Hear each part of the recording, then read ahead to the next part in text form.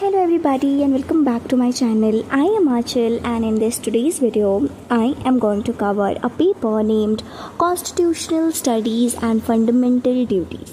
सबसे पहले मैं आपको बता दूं कि इस पेपर में आपकी टोटल 3 यूनिट हैं और ये वीडियो एक वन शॉट वीडियो होने वाली है जिसमें मैं तीनों ही यूनिट्स कवर करने वाली हूँ। सबसे पहले है हमारा पहला यूनिट जिसका नाम है the constitution of India and introduction और इसके अंदर ये सब टॉपिक्स हैं आपके सिलेबस के अकॉर्डिंग जो आपको पढ़ना है। तो कॉन्स्टिट्यूशन होता क्या है? तो कॉन्स्टिट्यूशन एक रिटन सेट ऑफ रूल्स और प्रिंसिपल है जो बताता है कि कंट्री को कैसे गवर्न होना चाहिए। इसमें ये भी डिफाइन करा गया है कि गवर्नमेंट को कितनी पावर मिलनी चाहिए, हम सिटीजन्स के क्या राइट्स हैं और रिलेशनशिप कैसा है लोगों और स्टेट के बीच में। कॉन्स्टिट्यूशन ये इंश्योर करता है कि हर एक सिटीज़न को जस्टिस मिले, इक्वालिटी मिले और हर कोई को फेयर ट्रीटमेंट मिले। अब हम अगर इंडियन कॉन्स्टिट्यूशन की बात करें तो ऐसा नहीं है कि हमारे कॉन्स्टिट्यूशन में केवल गवर्नेंस की बात की जाती है, बल्कि हमारे कॉन्स्टिट्यूशन में सोशल और economic upliftment of its people यानी यहाँ के लोगों के सोशल और इकोनॉमिक अपलिफ्टमेंट के बारे में भी बात की जाती है और हमारे कॉन्स्टिट्यूशन को इसीलिए लिविंग डॉक्यूमेंट बोलते हैं। यानी जैसे जैसे समय के अनुसार जो चेंजेस की नीड होती है हमारा कॉन्स्टिट्यूशन उसे एक्सेप्ट करता है और अमेंड हो जाता है। अब जो कॉन्स्टिट्यूशन है ये रिफ्लेक्ट करता है aspiration and dreams of the people of India. अगर हम इसकी हिस्ट्री के बारे में बात करें तो कॉन्स्टिट्यूएंट असेंबली को बनाया गया था जुलाई 1946 में और पहली मीटिंग कॉन्स्टिट्यूशन को बनाने के लिए हुई थी 9 दिसंबर 1946। हमारे कॉन्स्टिट्यूशन को बनाने में 2 साल 11 महीने और 18 दिन लगे थे। पहली बार इसे अडॉप्ट करा गया था 26 नवंबर 1949 और 26 जनवरी 1950 जिस दिन हम लोग रिपब्लिक डे मनाते हैं उस दिन इसका इन्फोर्समेंट हो गया था कि दिस इज़ आवर कॉन्स्टिट्यूशन। हमारे कॉन्स्टिट्यूशन में प्रियम्बल भी है जो कि डिक्लेयर करता है इंडिया को as a sovereign, socialist, secular, democratic republic, aiming to ensure कि हर किसी को जस्टिस मिले, लिबर्टी मिले, इक्वालिटी और फ्रेटर्निटी मिले। ये सारे ही टर्म्स को आने वाले चैप्टर्स में हम अच्छे से डिस्कस करने वाले हैं। नाउ अब सबसे इम्पॉर्टेंट चीज़ आती है कि आपके एग्ज़ाम में ये क्वेश्चन भी आ सकता है कि आप अपने इंडियन कॉन्स्टिट्यूशन के सैलिएंट फीचर बताओ। तो पहला फीचर अगर आप बताओगे तो ये होगा कि हमारा कॉन्स्टिट्यूशन एक रिटन कॉन्स्टिट्यूशन है।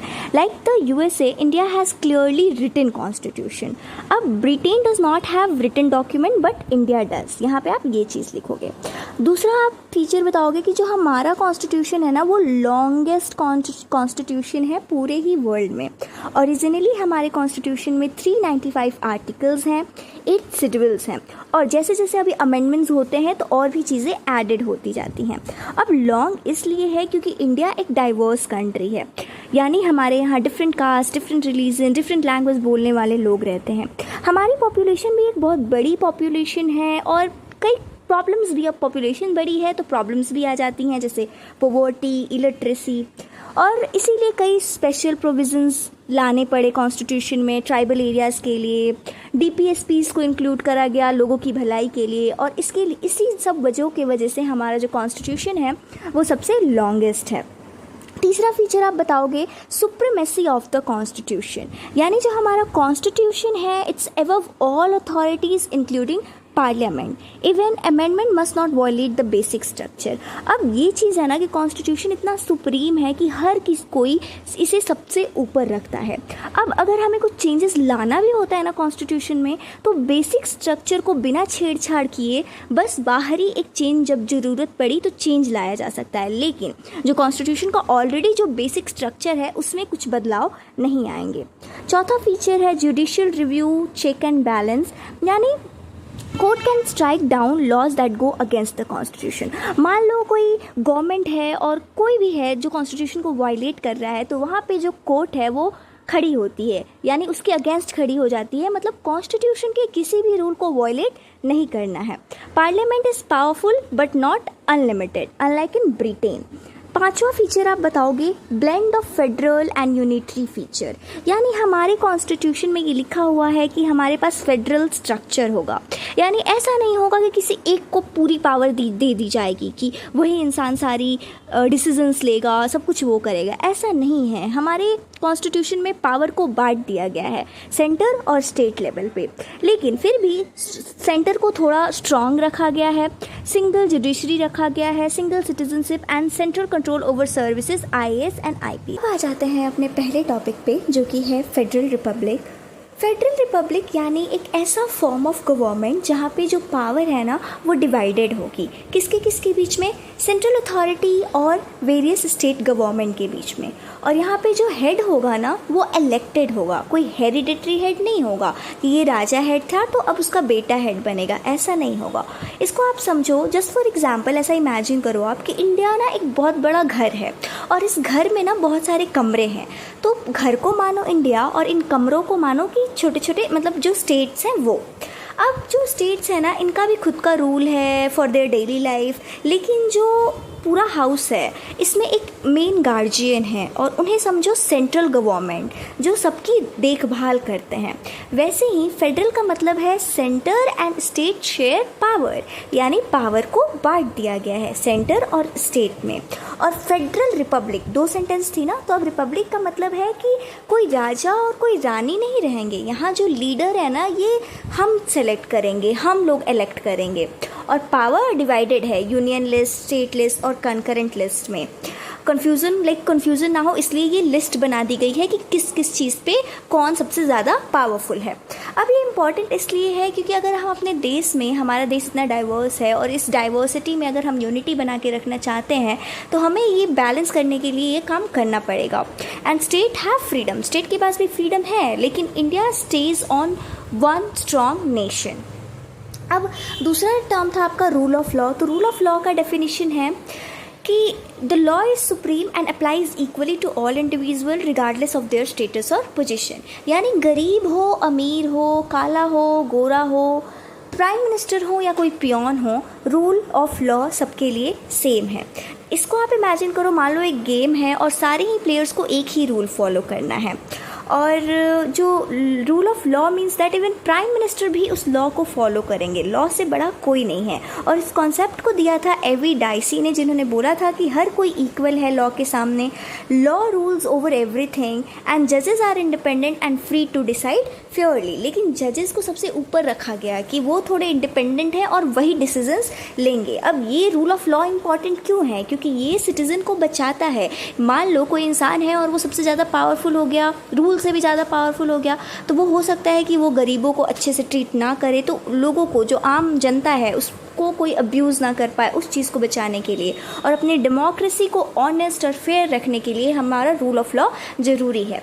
अब आपका तीसरा टॉपिक आ जाता है सेपरेशन ऑफ पावर। हर किसी का मैंने एक डेफिनेशन भी मेंशन कर दिया है प्रॉपर, जो आप अपने एग्जाम में यूज़ कर सकते हो। अब देखो, सेपरेशन ऑफ पावर का मतलब है डिवीज़न ऑफ गवर्नमेंट रिस्पॉन्सिबिलिटीज़, यानी गवर्नमेंट ने, सरकार ने अपनी रिस्पॉन्सिबिलिटीज़ को बांट ली है तीन ब्रांचेस में, कह लो, जैसे लेजिस्लेचर, एग्जीक्यूटिव और जुडिशरी।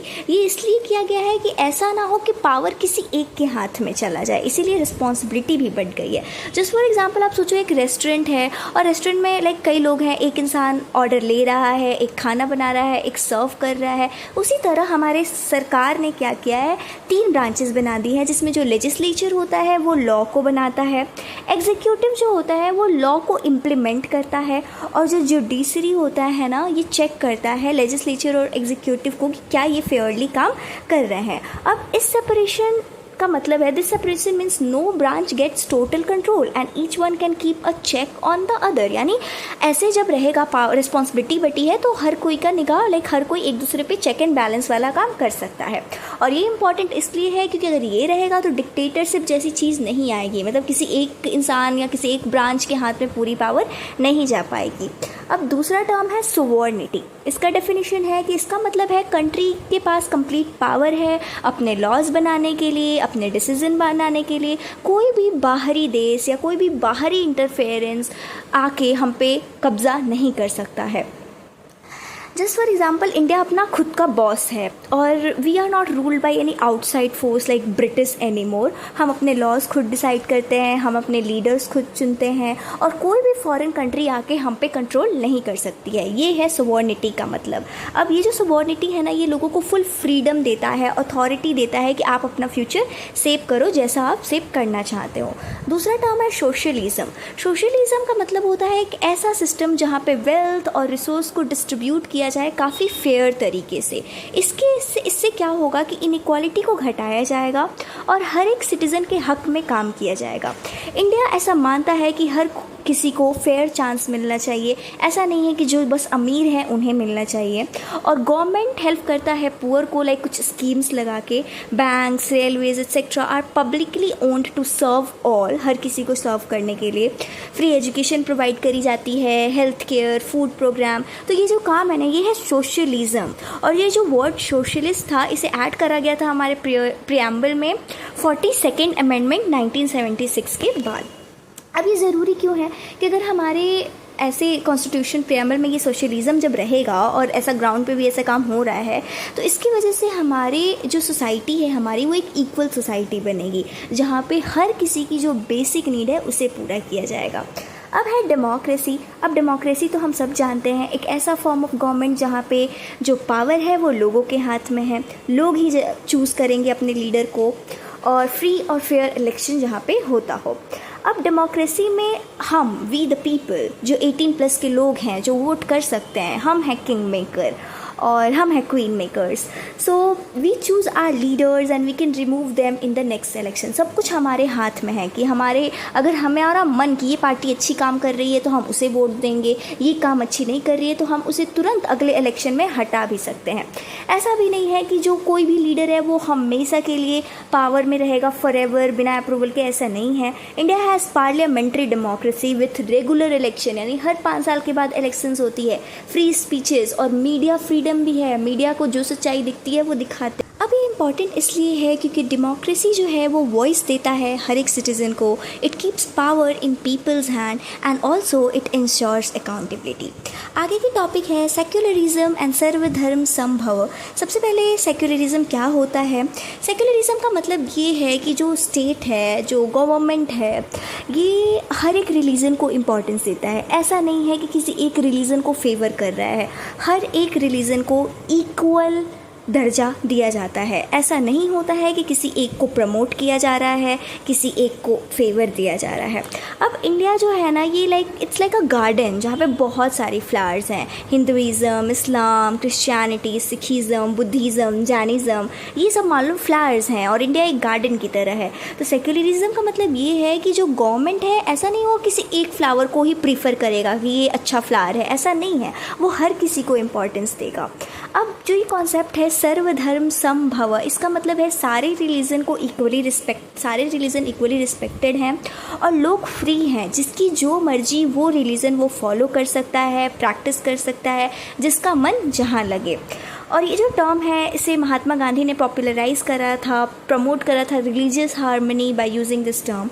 अब ये इम्पॉर्टेंट क्यों है? क्योंकि ये रिलीजियस फ्रीडम को प्रोटेक्ट करता है, पीस को प्रमोट करता है और रिस्पेक्ट करता है इंडिया के डाइवर्सिटी को। हमें इस विभिन्नता में भी एकता रखनी है, तो इन सब चीज़ों से ये चीज़ें होंगी। अब आ जाते हैं कि हमारे कॉन्स्टिट्यूशन का बेसिक स्ट्रक्चर क्या है। तो सबसे पहले डेफिनेशन देख लो कि बेसिक स्ट्रक्चर का मतलब वो सारे कॉन्स्टिट्यूशन का वो एसेंशियल फीचर जिसे आप ऑल्टर नहीं कर सकते हो, जिसे आप डिस्ट्रॉय नहीं कर सकते हो किसी भी अमेंडमेंट से। यानी कॉन्स्टिट्यूशन को आप एक बिल्डिंग की तरह समझो। इसमें आप पेंट बदल सकते हो, इसकी विंडोज़ बदल सकते हो, रूम्स को रेनोवेट कर सकते हो, लेकिन कभी भी आप इसकी फाउंडेशन को नहीं तोड़ सकते। ये चीज़ यानी ये बताया जाता है कि हमारे कॉन्स्टिट्यूशन का जो भी बेसिक फीचर है ना, उसे कभी तोड़ा नहीं जाएगा। अगर वक्त के साथ, समय के साथ कोई चेंजेस लाने की ज़रूरत पड़ी, वो चेंजेस आएंगे, पर जो बेसिक स्ट्रक्चर है वो नहीं टूटना चाहिए। इसका एक एग्जाम्पल है केशवानंद भारती केस, जहाँ पे ये बताया गया था कि बेसिक वैल्यूज़ जो है इस केस के बाद ऐसा डिसाइड हुआ कि democracy, rule of law, judicial review, fundamental right, secularism, free election, ये सब क्या है? ये बेसिक फीचर है और इन्हें हम कभी डिस्ट्रॉय नहीं कर सकते हैं। और ये इसलिए इम्पॉर्टेंट है क्योंकि ये प्रोटेक्ट करता है identity of Indian democracy and no government can take away our core values. अब आ जाते हैं फंडामेंटल राइट क्या होता है। तो फंडामेंटल राइट वो बेसिक राइट्स हैं जो कॉन्स्टिट्यूशन के अंडर पार्ट 3 आर्टिकल 12 to 35 हमें मिलती है। हर एक इंडिविजुअल के फ्रीडम और डिग्निटी को बचाने के लिए कोर्ट के द्वारा इन्फोर्स की गई राइट। अब फंडामेंटल राइट को as a personal safety shield समझो, और they are freedom and protection the government must give you because you are a citizen of India. तो आपको देश की तरफ से ये एक सुरक्षा मिल रहा है, वो है फंडामेंटल राइट। अब 6 मेन फंडामेंटल राइट हैं, इसे भी आप अच्छे से याद कर लेना। राइट टू इक्वालिटी, जिसमें डिस्क्रिमिनेशन नहीं होगी, ये आर्टिकल 14 से लेके 18 तक राइट टू इक्वालिटी डिस्कस करता है। Right to freedom of speech, movement, job, life, education 19 to 22 article 23-24 discuss करता है राइट अगेंस्ट एक्सप्लॉयटेशन, जिसमें चाइल्ड लेबर, स्लेवरी, ये सब चीज़ें नहीं होनी चाहिए। आर्टिकल 25 से 28 right to freedom of religion, like you can follow any religion whatever you wish to. Article 29 to 30 discuss करता है cultural and educational right, protect language, culture and minority education, and right to constitutional remedies. If your rights are violated, आप supreme court या high court में जा सकते हो। ये discuss होता है आर्टिकल 32 से लेके 2 to 6 तक। अब ओरिजिनली 7 राइट्स थे। पहले राइट टू प्रॉपर्टी भी एक फंडामेंटल ही राइट माना जाता था, लेकिन फिर इसे रिमूव कर दिया गया।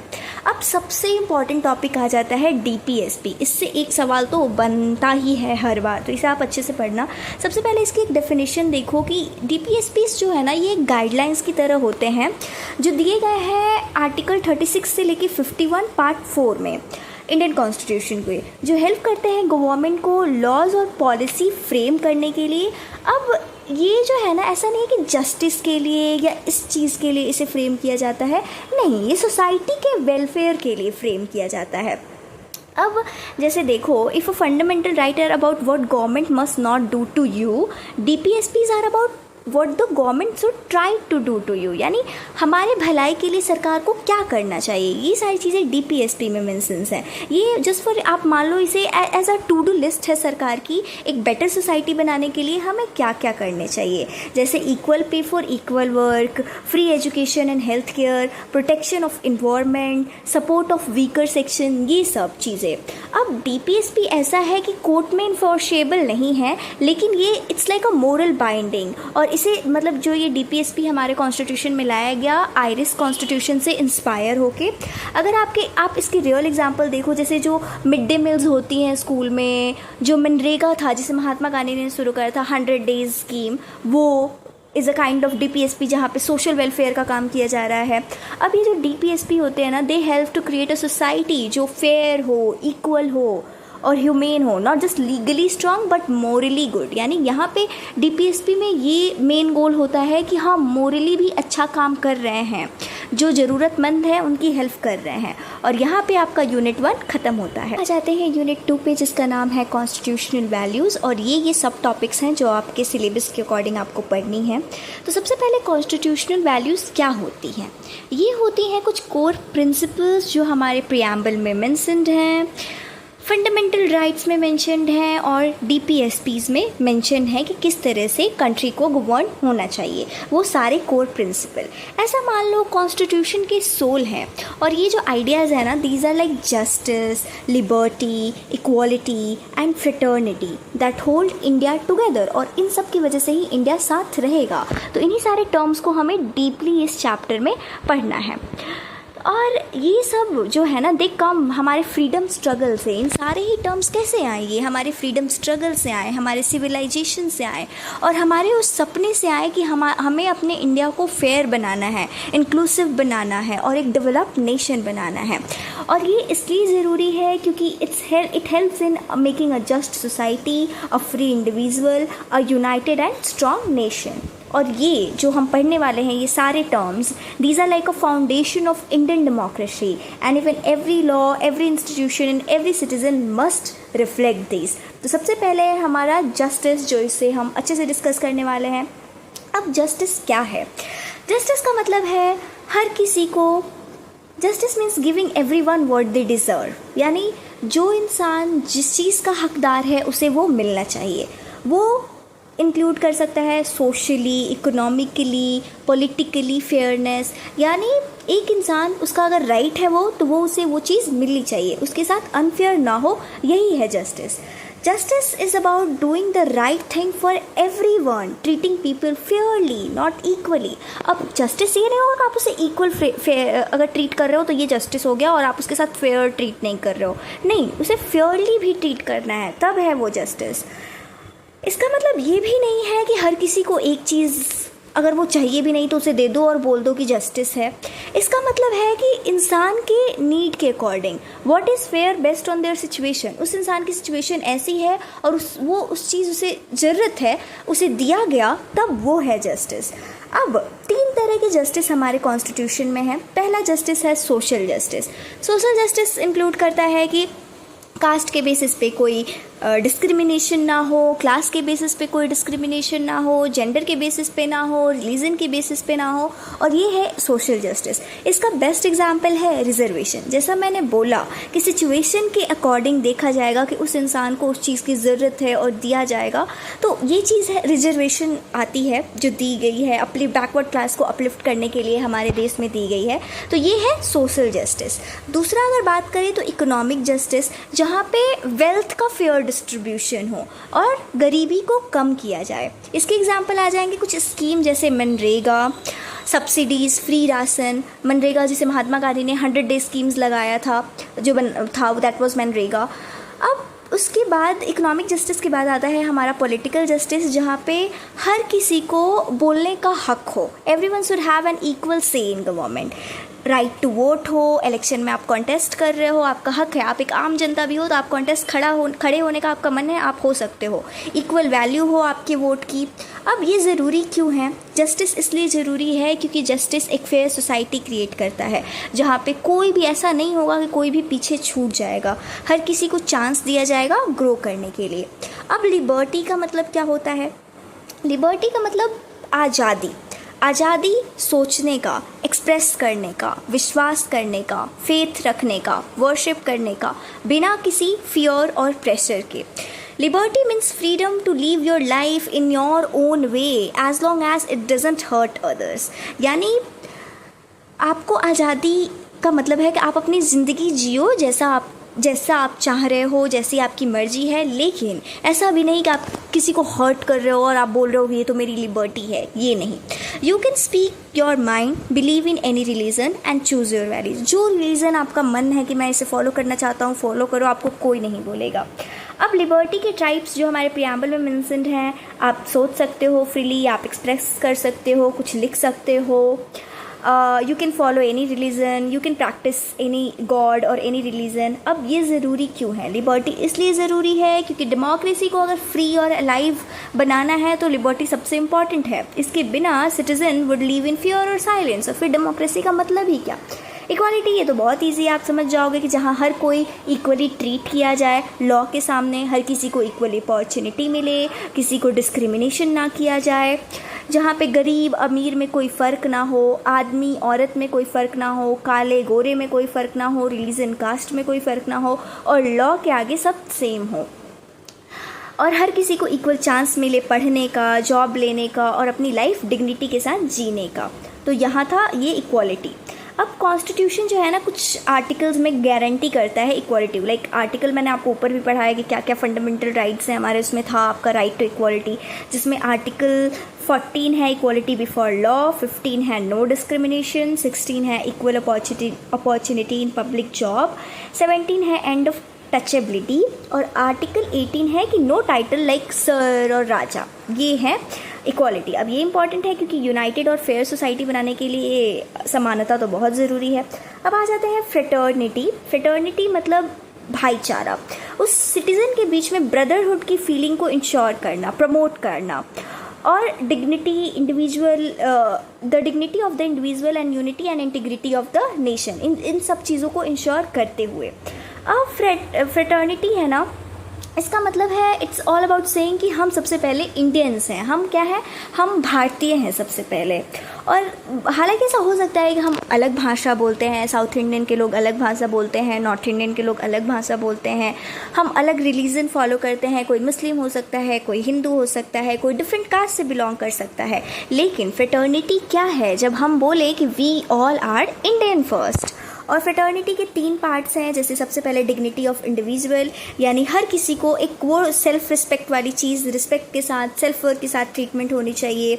स्टॉपिंग कास्ट बेस्ड इंसल्ट और ह्यूमिलिएशन, अगर ये हो रहा है तो हमें रोकना चाहिए। दूसरा यूनिटी ऑफ नेशन, हर एक सिटीज़न कनेक्टेड फील करे, इमोशनली भी और कल्चरली भी, यानी सारे फेस्टिवल्स साथ में हम सेलिब्रेट करें। Integrity of nation, protecting the territorial constitution of wholeness of India, no division और hate, for example opposing separatism और वायलेंट रीजनलिज्म, मतलब ये जब चीज़ हो रही है तो आप रोक रहे हो उसे, और ऐसा बोल रहे हो कि हर कोई जो है होलनेस पे बिलीव करे, कॉन्स्टिट्यूशनल होलनेस पे।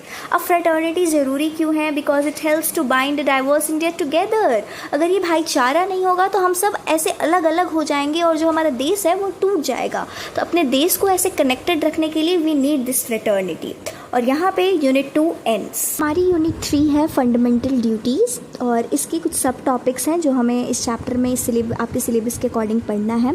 सबसे पहले फंडामेंटल ड्यूटीज़ क्या हैं? These are set of some 11 moral responsibilities जो कि हमारे कॉन्स्टिट्यूशन के आर्टिकल 51 पार्ट 4A में लिखे गए हैं। अब ये कुछ एक्सपेक्टेशंस हैं सिटीज़न से, हम सिटीज़न से, कि हम रिस्पॉन्सिबली बिहेव करें और अपने नेशनल वैल्यूज़ को अपहोल्ड करें। कॉन्स्टिट्यूशन हमें राइट देता है कि हम फ्रीली रहें, और हमें रिमाइंड भी कराता है हमारी ड्यूटीज़ को कि हमें एक रिस्पॉन्सिबल सिटीज़न होने के तय पे क्या करना चाहिए। अब जैसे कि हमारी फैमिली में हमसे फैमिली मेम्बर ऐसा एक्सपेक्ट करते हैं कि हम बड़ों की रिस्पेक्ट करेंगे, हम अपने ड्यूटी को फॉलो करेंगे, वैसा ही same goes for the country. और ये इम्पॉर्टेंट है एक अच्छे नेशन को बिल्ड करने के लिए, not just a free nation but also a disciplined and United nation. पहला टॉपिक है ये, that is reflecting on ancient Indian notion of righteousness and duty consciousness। अब ancient Indian philosophy में बहुत सारी पुरानी टेक्स्ट हैं, जैसे वेदास, उपनिषद, गीता, और इन सारी ही टेक्स्ट में ना एक वर्ड है उस पर स्ट्रांगली इम्फेसाइज करा गया है, दैट इज़ धर्म, मतलब ड्यूटी, राइटियसनेस और मोरल रिस्पॉन्सिबिलिटी। पुराने समय से ऐसा माना जाता है, लाइक पुराने ही टाइम से जो भारत के लोग थे उनके लिए ड्यूटी पहले आती थी, राइट से भी पहले। वहाँ उस टाइम पे लोग ऐसा मानते थे, they believed in doing there part for family, community and society without always asking what will I get in return. ये तो थॉट होता ही नहीं था कि ये काम मैं कर रहा हूँ उसके बदले मुझे क्या मिलेगा, ऐसा नहीं होता था। वो इवन अपने राइट से भी पहले अपनी ड्यूटी रखते थे। धर्म का मतलब होता है क्या सही है, not just legally but morally also. जो राजा होते थे वो राजधर्म फॉलो करते थे, यानी duty toward justice, people welfare, और जो आम जनता होती थी ना वो कुल धर्म और देश धर्म, यानी कुल धर्म यानी फैमिली ड्यूटी और ड्यूटी टू नेशन, ये फॉलो करती थी। अब ये ज़रूरी है क्योंकि इंडिया हमेशा से एक ऐसा देश रहा है जिसने ड्यूटी और रिस्पॉन्सिबिलिटी को वैल्यू करा है, और इसीलिए जो हमारा कॉन्स्टिट्यूशन है इस चीज़ को आगे बढ़ाता है, अपने डीप कल्चरल ट्रेडिशन को अपने साथ रखता है, और हमारे कॉन्स्टिट्यूशन में भी ये चीज़ मेंशन्ड है कि हमारी भी कुछ ड्यूटीज़ हैं। अब ड्यूटी कॉन्शियसनेस क्या है इंडियन कल्चर और हिस्ट्री में? इसका मतलब एक ऐसा कल्चर जहाँ पे सिटीज़न जो हो ना वो नेचुरली फील करे कि ये मेरा ड्यूटी है, ऐसा ना लगे कि कोई उसे बोझ दे रहा है, कोई उसे सिखा रहा है कि तुम इस देश के देशवासी हो, तुम्हें ये काम करना चाहिए। नहीं, नेचुरली वो रिस्पॉन्सिबल फील करे। हमारे फ्रीडम फाइटर्स थे जैसे भगत सिंह, गांधी जी, सुभाष चंद्र बोस, जिन्होंने अपनी ड्यूटी करी देश के प्रति, और वो ऐसे ड्यूटी करी क्योंकि उनकी लाइफ भी वहाँ सेक्रीफाइस हो गई, फिर भी उन्होंने सेक्रीफाइस करा। क्यों? Because they have that feeling of responsible citizen.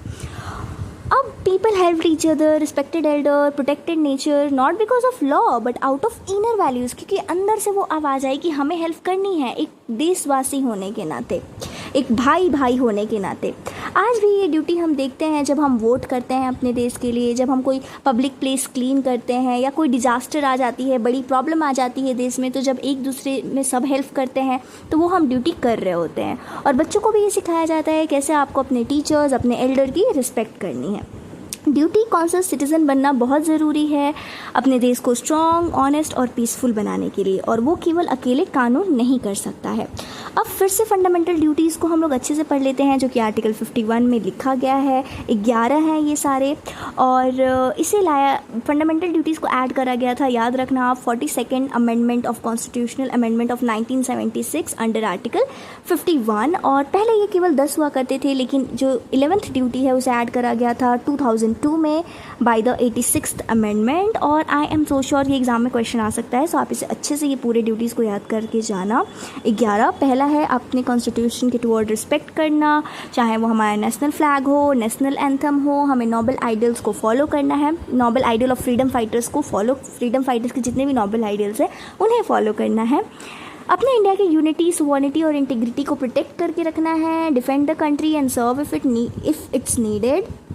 Promote harmony and respect differences, preserve Indian culture and heritage, protect the environment, develop scientific thinking and human values, protect public property, avoid violence and try to do your best in all areas। और जो 11th वाला जो add हुआ था वो ये था कि 6 से 14 ईयर्स के बच्चों को एजुकेशन मिले, जो कि ऐड करा गया था 2002 में।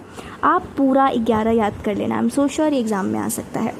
आगे का टॉपिक अब ये बताया जा रहा है कि देखो, फंडामेंटल ड्यूटीज़ ऐसा नहीं है कि आप फंडामेंटल ड्यूटीज़ को फॉलो नहीं करोगे तो आपको पकड़ के लेके चला जाया जाएगा, कोर्ट में बिठा दिया जाएगा और बहुत बड़ी पनिशमेंट दी जाएगी। नहीं, ऐसा नहीं है। लेकिन अब कुछ चीज़ें हमारी ड्यूटी ही हैं, जैसे अपने इन्वायरमेंट को प्रोटेक्ट करना, अपने फ्लैग को प्रोटेक्ट करना। लेकिन फिर भी अगर कोई इंसान उसे वॉयलेट कर रहा है, जिसके लिए कोई रूल बना दिया गया है, तब तो आपको पनिश करा जाएगा। जैसे इन्वायरमेंट का केस, जैसे मैंने बोला, अगर आपने इन्वायरमेंट में कोई भी कुछ पेड़ वेड़ काटे और उसके लिए अगर रूल बन चुका है तो आपको अरेस्ट किया जाएगा, मतलब आपको सज़ा, पनिशमेंट मिलेगी। ऐसे ही कुछ लॉज के एग्जाम्पल हैं, जैसे कि आपको अपने national honour act, prevention of insult to national honour act, यानी अपने फ्लैग, अपने एंथम का रिस्पेक्ट करना है, ये ड्यूटी है। लेकिन अगर कोई इस ड्यूटी को नहीं निभा रहा है तब उसे सज़ा मिलेगी। इन्वायरमेंटल प्रोटेक्शन एक्ट बने हैं, और ये जो एजुकेशन, राइट टू एजुकेशन हर किसी को है, 6 to 14 ईयर्स जो है ऊपर भी हमने देखा ड्यूटी में, तो इस पर भी लॉ बना हुआ है। और फाइनली यहाँ पे ये चैप्टर ख़त्म होता है with this conclusion, with this message कि हम जो है क्लीन, सेफ, फेयर कंट्री तब तक एंजॉय नहीं कर सकते हैं जब तक हम एक रिस्पॉन्सिबल सिटीज़न ना बने। और राइट हमें पावर देता है, लेकिन ड्यूटी हमें पर्पस देता है। और हमें ऐसा नहीं बनना चाहिए कि बस हम राइट डिमांड कर रहे हैं बिना ड्यूटी किए हुए। That's how India growth stronger, जब हम अपनी ड्यूटी भी करें साथ साथ। And this is how whole chapter ends. I really hope आपको समझ में आया होगा। That's all for this video and thank you for watching.